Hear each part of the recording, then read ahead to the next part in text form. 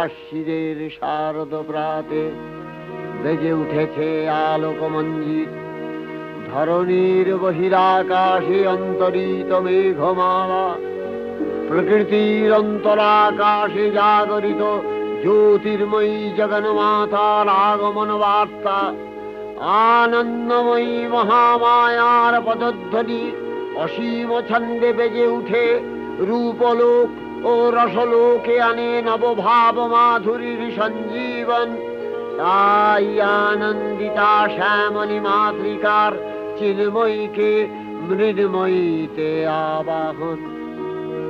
আজ চিৎশক্তি রূপিণী বিশ্বজননীর শারদশ্রী বিমণ্ডিতা প্রতিমা মন্দিরে মন্দিরে ধ্যান বোধিতা।